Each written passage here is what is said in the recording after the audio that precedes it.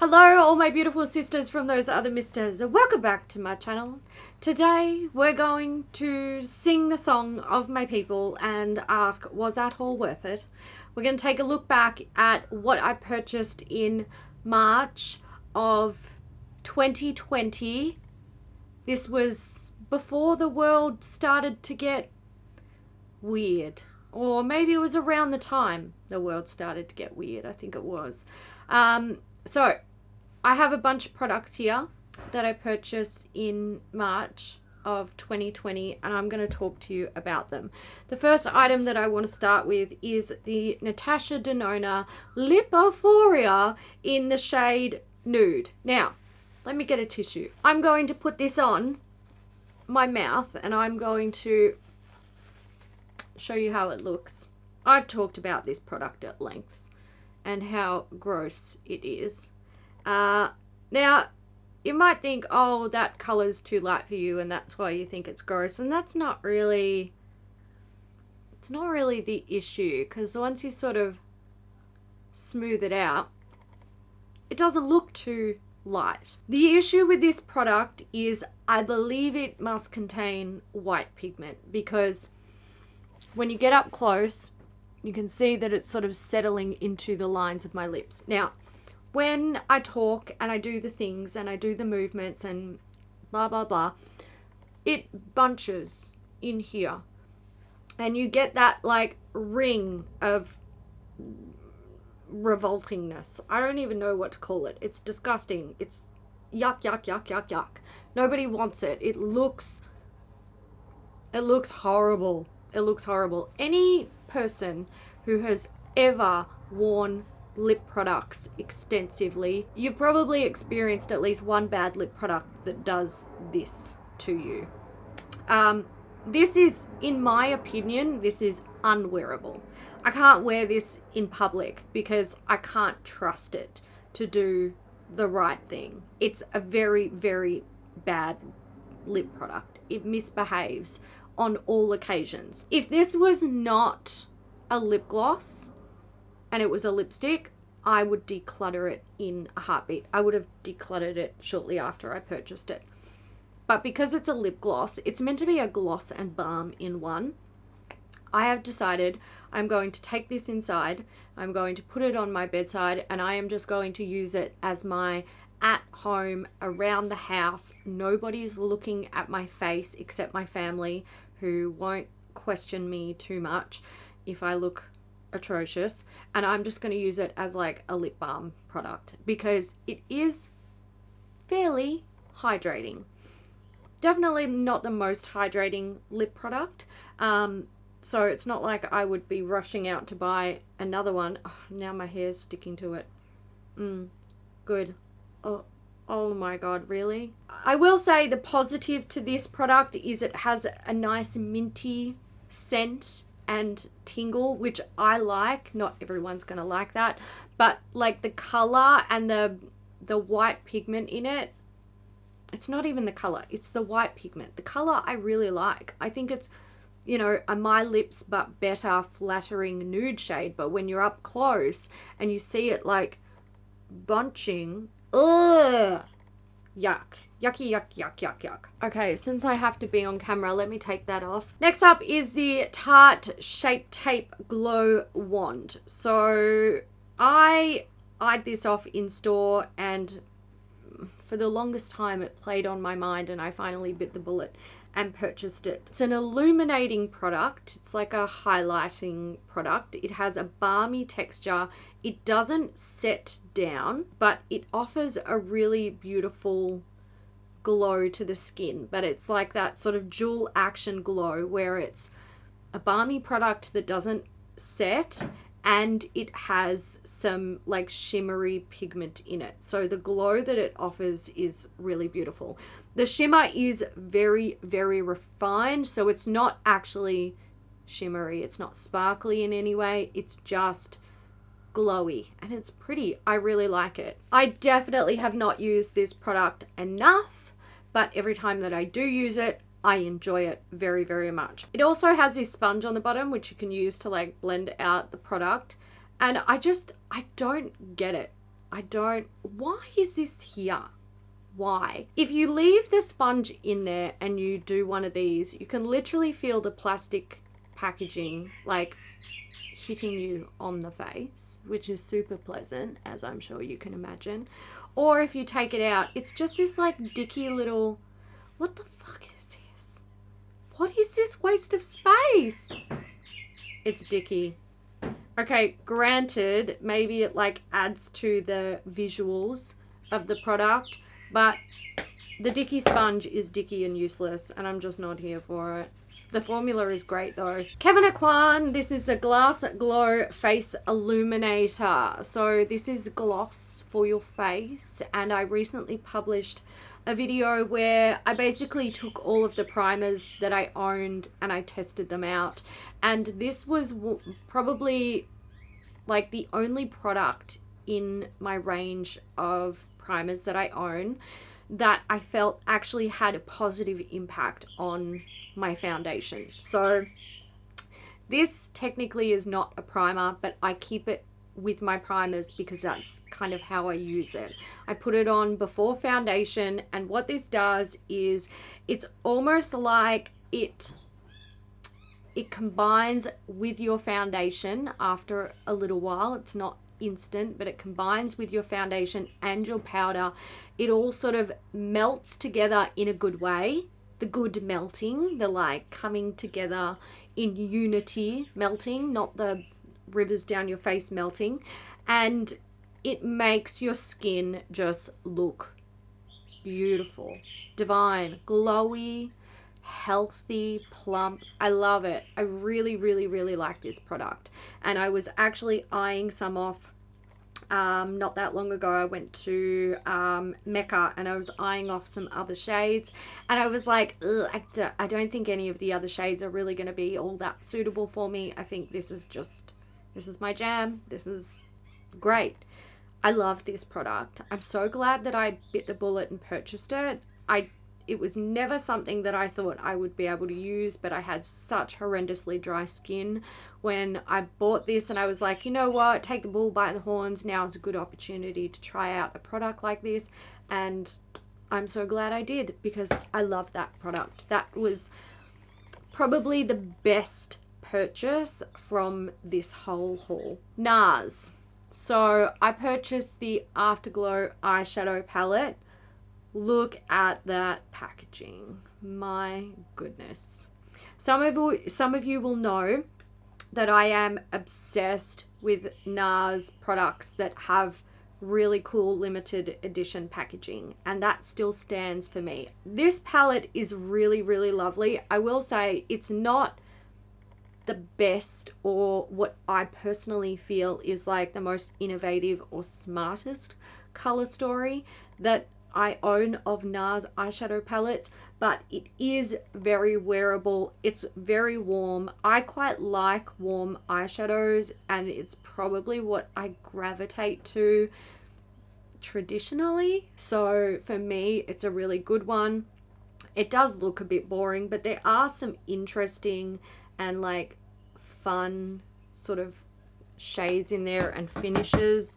So, you know, it is what it is. It's not super duper special.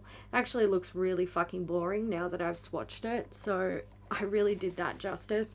But I'm not mad at that palette. I'm not mad at it at all. I don't think it is life-changing. It's not outstanding, amazing, divine, the best thing ever. It's not the best thing in this haul, but I'm not sad that I purchased it.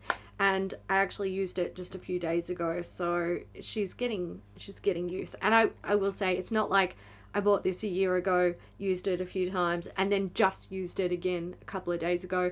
It's been picked up here and there, and it has had a decent amount of use. Not that it looks like it, but that's okay.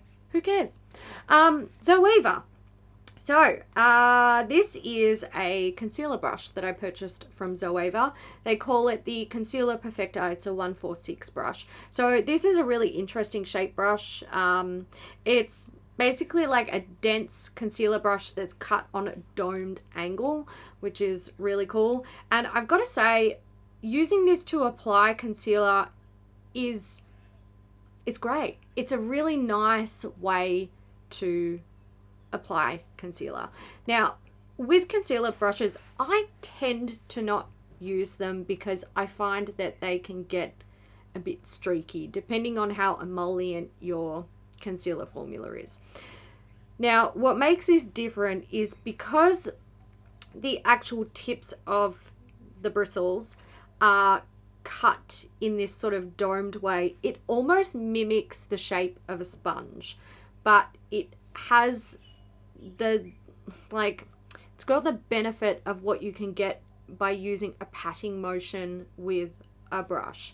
Now you can totally, hang on one sec. Now you can totally do this with a normal concealer brush like this, where you know, go in like this. But what I find is when I'm in the mirror and I'm doing this one, I can't really see what I'm doing, when compared to this guy, I can totally see what I'm doing. And I just love that. The brush is not so innovative and groundbreaking that it's about to change your under eye concealer game, but it's a small thing that makes me reach for this brush over this brush. It's a small thing. They can both do the job, but I prefer this one. And the last items are all from Charlotte Tilbury. Yes, I did a little Charlotte Tilbury haul. This was like my first foray into all of the Charlotte Tilbury makeup items. Let's start with the eyeshadow palette. So I purchased the Easy Eye palette for the Charlotte Darling look, and I love this little palette. I'm wearing it today. The sort of warm peachy nude shade, which is this shade here, the one that's in my crease. And look, what I'll say about this palette is it's only 6 shades, so you can only take it so far and do so much with it. It is very warm nude. It leans on the orangey purple spectrum, which is really cool. It looks quite pink, but it does. It's got pink tones in it. Even like the nudie shade that I'm wearing, it's got some pink tones to it, but it's more like those orangey warm tones, which I really like. Formula is really nice, very easy to work with. It does have some good pigmentation. And look, today when I was doing this look, which is super simple, it's literally this shade and one of the Stila Magnificent Metals in Smoky Storm. I was hoping to go for a really, really, really soft matte shade in the crease, and I was like, this is too pigmented and it's not what I wanted. So there's that. The pigmentation is there, and it's very easy to like build it up if you want even more. But if you're trying to go for something that's like, let's say a no makeup look, where you literally can't tell if it's a shadow created by the shape of their face and light or actual eyeshadow, it's actually not easy to create that with this. And that's kind of what I wanted to go for, but it wasn't going to happen. Anyway, I do like this palette. It's great. The one thing that would make it better for me is if these pans were half the size and it was a 12 pan palette. Just putting it out there, but no bigger. Don't make anything bigger. Just make the pans smaller and put in 6 more shades, please. Thank you. The smaller the palette with the more shades in it, the better. Give me those mini palettes. Let's move on to the Filmstar Bronze and Glow Face Sculpt and Highlight palette. This is in the shade Fair Medium. In my universe, there's nothing medium about this anywhere. Like, this is like white to fair. And that's what I needed at this time, because I wasn't seeing any sun, or needed at the time when I purchased it because I wasn't seeing any sun. But the Sculpt shade, I can use it. Not that you can, it doesn't look like it, but I can, and it's like, it's fine. It gives me the soft look that I usually look for in my day-to-day makeup, where it's a bit more on the no makeup side rather than, you know, sparkly and bold and shit like that. I don't actually want that in my day-to-day makeup. So I like this palette. I definitely have not used it enough.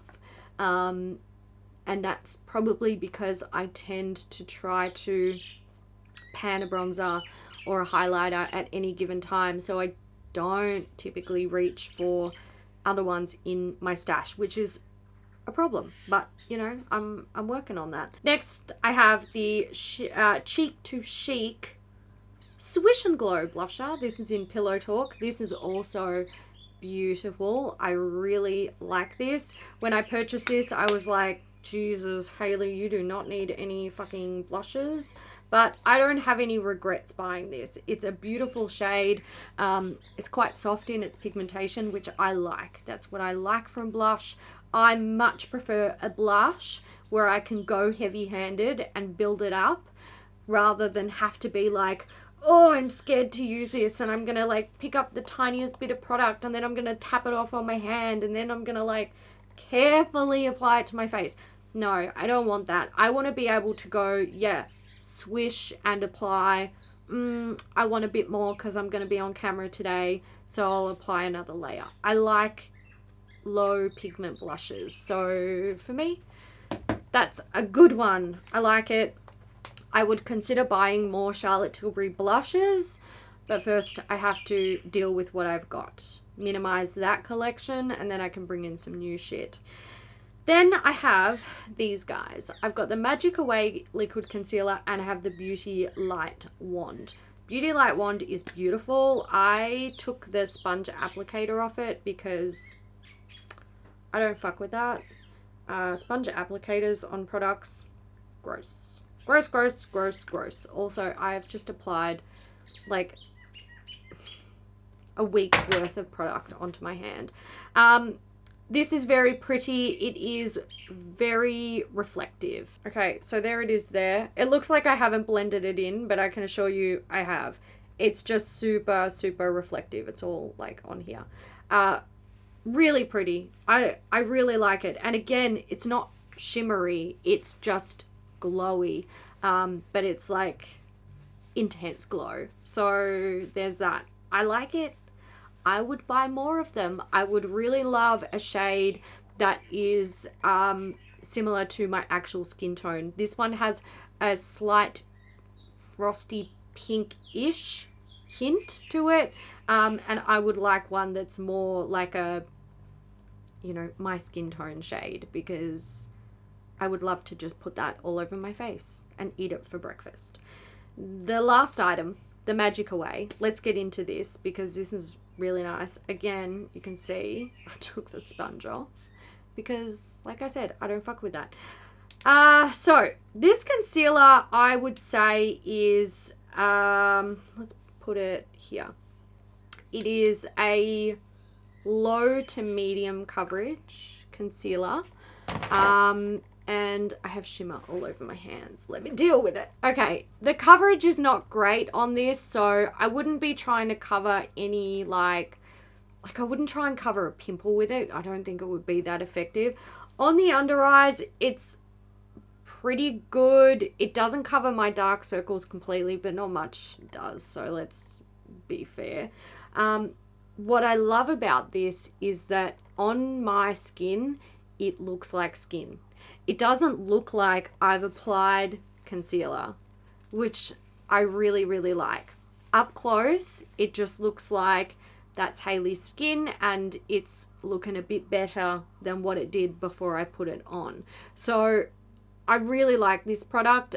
It's not high coverage and like great for, you know, sitting in front of a camera and stuff like that. But for my everyday life, when I'm like going out to dinner with friends, or I'm putting on a face of makeup but I'm just going to like the supermarket or to run errands or something, that's where this has a place. I don't want to put on full coverage, full on makeup when I'm doing stuff like that. I want everyday makeup, and I feel like this is sort of an everyday makeup item, and I cannot get over how ridiculous that looks on my pale ass arm. Also, what the hell? Freya, Oh my god, she's gonna be the death of me. I would really like to try some more Charlotte Tilbury base products in the future to see if I can find some holy grail status stuff. I wouldn't say that the concealer is quite holy grail, but I do like it. Right, that is it. That is it for my March 2020 haul in review. Was that haul worth it? Yeah, I actually think it was. I think this is like a really good haul of products. Other than the lip gunk, I think I smashed it out of the park with the products that I purchased, and everything that I see in front of me I still want to use, and I still have that little like niggle of excitement about, except this guy, but yeah. We can't win them all. Not everything can be amazing. If you have thoughts about anything that you saw in this video, let me know down in the comments what they are. Let's have a chat about them. I hope you enjoyed this video. If you did, give it a thumbs up, and I will catch you in the next one. Bye.